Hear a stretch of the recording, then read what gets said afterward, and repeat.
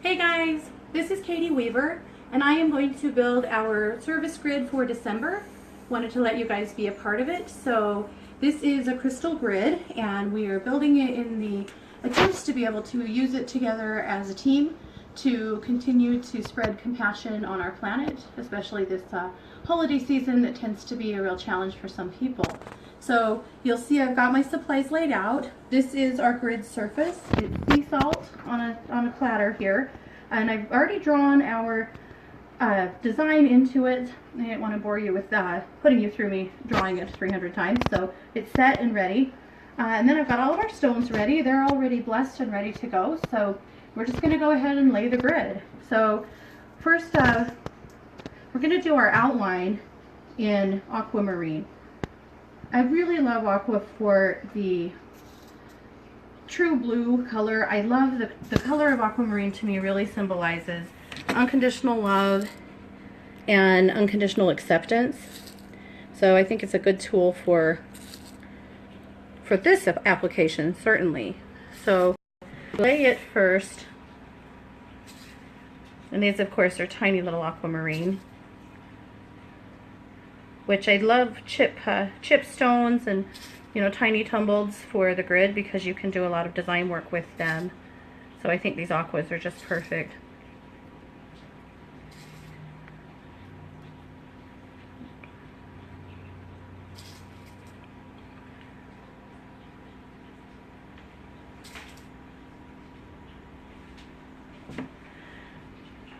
So in deciding to do a compassion grid for our service grid this month, we actually did a compassion grid just recently, but I've been really amazed this year how many clients I've spoken to who are just really struggling with grief or with finances or just with feeling like they don't have the things in place in their life that they might want to, or somewhere that they really feel like they belong. So I feel like this is a good time. There's also just been so many disasters the last while. I was thinking about all of our friends in Tennessee that have been affected by the wildfires in the Smoky Mountains, as well as everyone who was affected by that fire in California recently, the warehouse fire.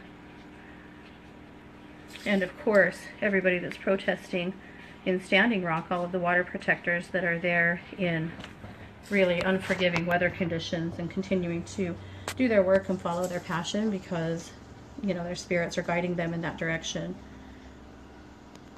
And that, of course, is a fraction of it.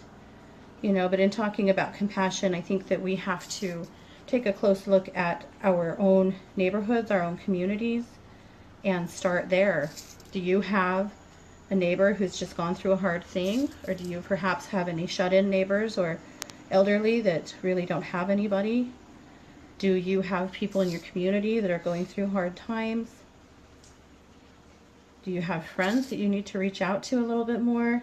I think that compassion really starts there with what can we do at home? What can we do for those that we know that are struggling?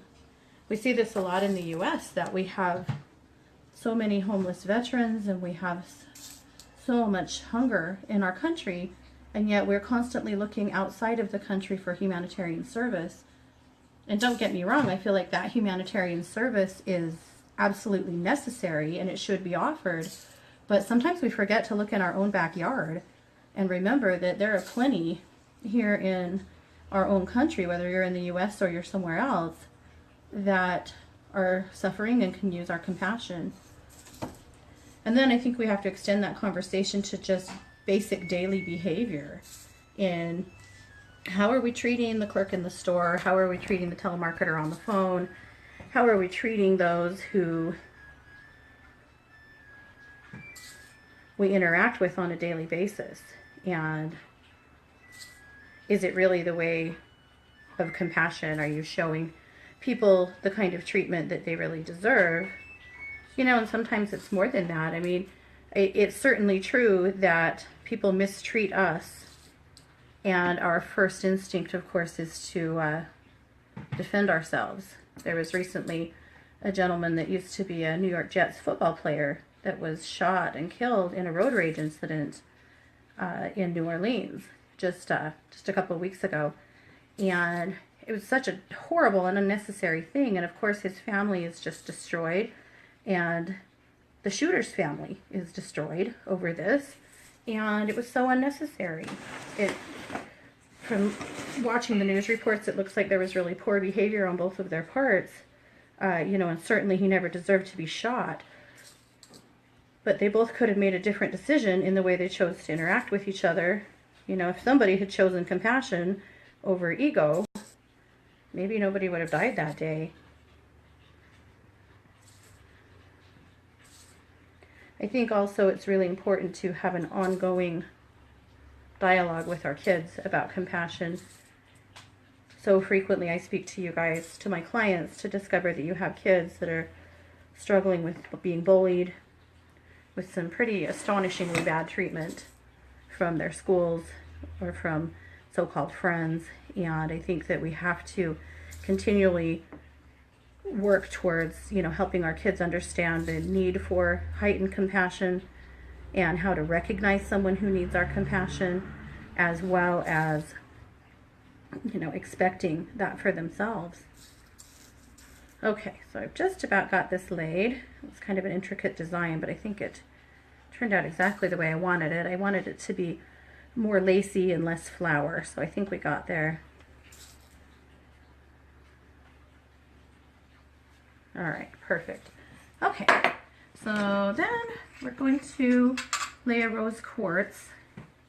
And the rose quartz are just going to go, I think, in every other corner here. I think rose quartz really needed to be on this grid. Maybe we go ahead and go in every corner. Anytime you're talking about compassion, unconditional love, I feel like rose quartz has to be a part of the conversation, or has to be on the grid. So rose quartz basically represents self-love. Pink is in the heart chakra, is the color of love of self, and I feel like it's so important to make sure that you are giving yourself the same compassion that you want to show toward other people, and that you hopefully expect from other people. It really starts within. So of course rose quartz has to go on this grid to represent that and to hopefully bring that to the table. All right, and then last we've got clear quartz points. Clear quartz is, you know, people call it the all-purpose crystal, and that makes it sound so generic to me, but actually clear quartz are an absolute rock star in the crystal world, because they all carry a rainbow, and that rainbow is a representation of all colors on the spectrum. And so we use clear quartz as a representation of any stone. So anytime, if you're doing any kind of crystal work and you want to represent any kind of stone, you can always put a clear quartz in place. The clear quartz covers everything, which I think is pretty cool. It makes it much more than a generic all-purpose stone. It actually, to me, makes it an incredibly valuable and useful stone.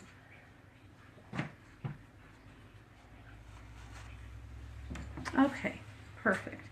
Okay, so, and then we'll go ahead and lay our centerpiece, and this is a Jade Angel. This angel, you know, could be a representation. Usually in green, we look at green angels as Archangel Raphael, which I think is perfect for this application, because we're talking about bringing healing and compassion, and that is a job of Archangel Raphael. So that's why I felt like a green angel on this grid would be perfect. So we'll just lay him as the centerpiece of this grid, and then we'll go ahead and activate it with Singing Bowl.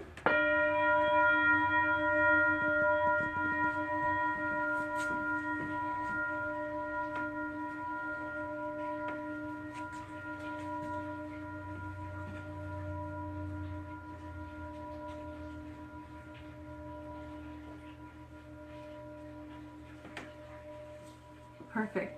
So ultimately, that's our grid for December. It's our service grid. We're not going to lay another grid until January. So I'm going to ask all of you to just join me in continuing to use this grid as inspiration to continue to send compassion out to yourself, your communities, and to the world. So thanks everybody. Have a great day.